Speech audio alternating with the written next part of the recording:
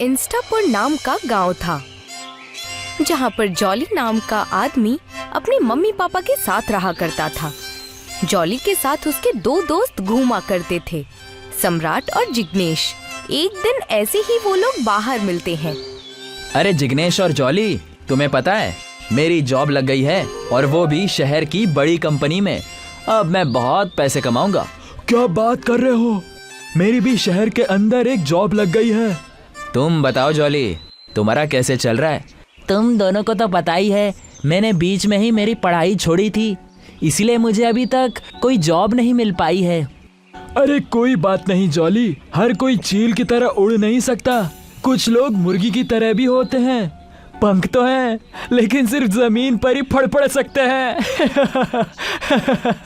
जिग्नेश, तुम्हें किसी कमजोर इंसान का इस तरह से मजाक नहीं उड़ाना चाहिए। उसकी अम्मी कस्बे में चाय बेचती है, उससे उसका काम हो जाता है। जॉली, तुम इसकी बात का बुरा मत मानो।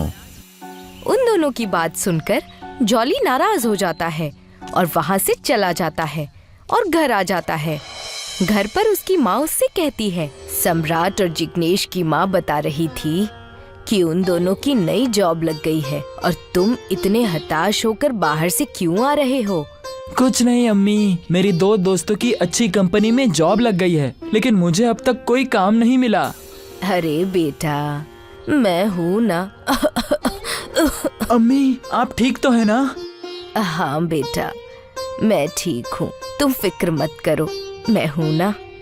खूब मन लगाकर चाय बेचूंगी। जॉली की माँ खांसते खांसते बेहोश हो जाती हैं। जॉली गांव के डॉक्टर को घर बुला लेता है और वो जॉली की माँ का इलाज करती है। जॉली डॉक्टर से अपनी माँ की तबीयत के बारे में पूछता है। क्या हुआ मेरी अम्मी को? तुम्हारी माँ की तबीयत बहुत ज्यादा खराब है, इन्हें कोई काम करने मत देना, और जो दवाई मैंने इस पर्ची में लिखी है उसे हर दिन अपनी माँ को खिलाते रहना। डॉक्टर वहाँ से चली जाती है। जो दवाइयाँ डॉक्टर पर्ची पर लिखकर जाती है वो सारी शहरी दवाइयाँ होती हैं। ये दवाइयाँ तो बहुत महंगी है और मेरे पास तो पैसे भी नहीं है, लेकिन मुझे कुछ ना कुछ तो करना ही होगा। जॉली अपनी माँ की चाय की स्टॉल पर जाता है और चाय बेचने लगता है। चाय चाय, गर्मा गर्म चाय ले लो। जब जॉली चाय बेच रहा था तभी वहाँ पर से उसके दोस्त सम्राट और जिग्नेश गुजरते हैं और उससे कहते हैं, भाई ये क्या है? ये तो चाय बेचने लग गया है। कोई शर्म वगैरह नहीं आ रही है क्या? काश तू और मेहनत करता तो अच्छी जॉब तुझे मिल जाती। जॉली गुस्से में जिग्नेश को जवाब देता है, क्या मतलब है तुम्हारा मेहनत से? हाँ, चाय वाले मेहनत नहीं करते क्या? मेरी अम्मी बीमार है, पर फिर भी मैं क्या तुम लोगों से पैसे मांगने आया? नहीं आया ना? हे, तू गुस्सा क्यों हो रहा है? बस हम ये बता रहे थे कि हम दोनों शहर जा रहे हैं। ठीक है जॉली, हम चलते हैं, तो यार चाय बेच। दोनों एक बार फिर जॉली का मजाक उड़ाकर निकल जाते हैं। जॉली की चाय से बिल्कुल भी कमाई नहीं हो रही थी और उसके पास जरा भी पैसे नहीं थे कि वो उन दवाइयों को खरीद पाता। जॉली मायूस हो जाता है। तभी उसकी दुकान में एक बुजुर्ग वहां पर आते हैं, जो गले में सोने का हार और एक काला चश्मा पहने हुए थे। अरे बेटा, क्या हुआ? इतने परेशान क्यों हो? मुस्कुराओ, हंसो, एक पल में जियो, इस पल को जानो, और मुझे चाय पिला दो, लेकिन मेरे पास पैसे नहीं है। जॉली उस बुजुर्ग आदमी को चाय देता है। बुजुर्ग आदमी जॉली से कहता है, बेटा, मुझे लगता है कि तेरे साथ कोई दिक्कत चल रही है, इसीलिए तेरे माथे पर फिक्र पल रही है। चल अभी पूरी बात बता, क्या माजरा है? मैं तुम्हारी मदद करूंगा। आप मेरी मदद करेंगे? हाँ हाँ, क्यों नहीं, तुम बताओ तो माजरा क्या है?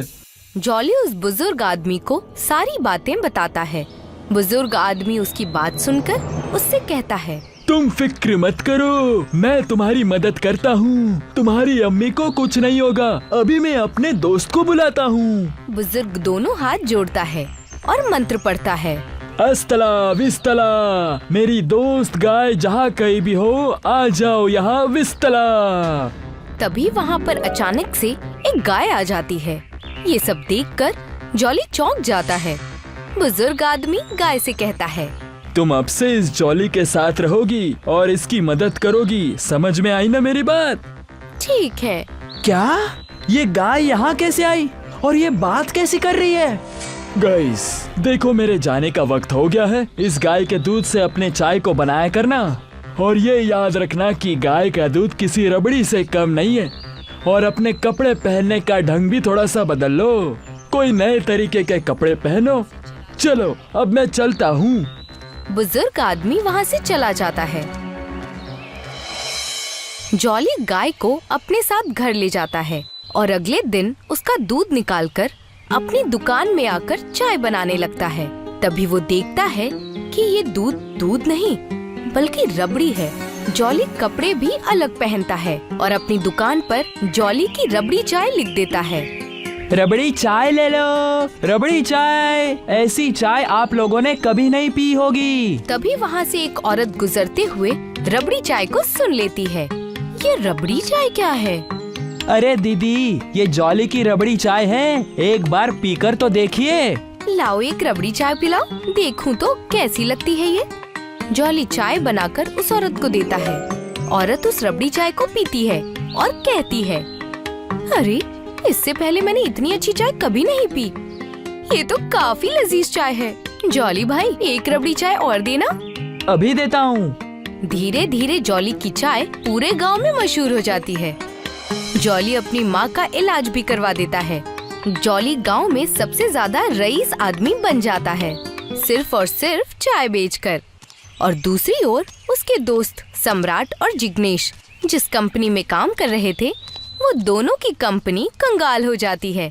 इस वजह से उन दोनों को नौकरी से निकाल दिया जाता है और वो दोनों लौटकर वापस गांव आ जाते हैं। गांव आते ही वो एक दूसरे से कहते हैं, यार मेरा तो बहुत बड़ा नुकसान हो गया है, अब हमें काम कौन देगा? इतनी मेहनत के बाद ये काम मिला था, सारी मेहनत पानी में चली गई। चला जा, उस गरीब जॉली के पास चाय पीने चलते हैं, उसकी हालत देखकर थोड़ा हमें अच्छा तो लगेगा। सम्राट और जिग्नेश दोनों जॉली की दुकान पर चाय पीने जाते हैं। वहाँ पहुँचते ही वो देखते हैं जॉली की दुकान अब बड़ी हो चुकी है। दोनों हैरान रह जाते हैं और जॉली के पास जाकर कहते हैं, अरे जॉली, तेरी चाय की दुकान तो काफी बड़ी हो गई है यार। सच सच बता, कहाँ से इतने पैसे आए तेरे पास? ऐसे सवाल क्यों पूछ रहे हो? तुम्हें क्या लगता है, क्या चाय वाला चाय बेच बेच कर अमीर नहीं बन सकता है? ये सारे पैसे मैंने चाय बेचकर ही कमाई है। सम्राट और जिग्नेश के दिल में जॉली की दौलत शोहरत देखकर जलन होने लगती है। जॉली उन्हें रबड़ी चाय पिलाता है। दोनों ही रबड़ी चाय पीते हैं। तभी सम्राट जॉली से कहता है, जॉली, ये रबड़ी चाय मैंने कभी नहीं पी और मैं ये बहुत ही यकीन के साथ कह सकता हूँ कि इससे बेहतर चाय इस दुनिया में कहीं नहीं है। वाह, इसको पीने के बाद दिल को सुकून मिल गया। जॉली, हम तुम्हारे बहुत पुराने दोस्त हैं, जरा हमें तो बताओ कि तुम ये रबड़ी चाय बनाते कैसे हो? जॉली उन दोनों को जादुई गाय के बारे में बता देता है। सम्राट और जिग्नेश रबड़ी चाय पीकर घर चले जाते हैं और बीच में ही रुककर दोनों एक दूसरे से कहते हैं, सुनो सम्राट, ध्यान से, पता नहीं कभी हमें आगे जॉब मिलेगी या नहीं, इसीलिए हमें कुछ तो करना होगा। जैसे तुमने सुना कि उसके पास कोई जादुई गाय है, तो हमें उसके पास जाकर चुराना होगा। नेकी और पूछ पूछ, मेरे मन में भी यही ख्याल आ रहा था। मैं तो कभी इस बात को कभी हजम नहीं कर पाऊंगा कि 10वीं फेल हमसे आगे निकल जाए। जैसे ही रात होगी, हम उसकी गाय के तबेले में जाकर उसकी गाय को चुरा लेंगे। दोनों ही उस गाय को चुराने के लिए साजिश रचते हैं। रात हो जाती है और सम्राट और जिग्नेश दोनों ही जॉली के गाय तबेले में घुसते हैं, जहाँ पर वो जादुई गाय सो रही थी।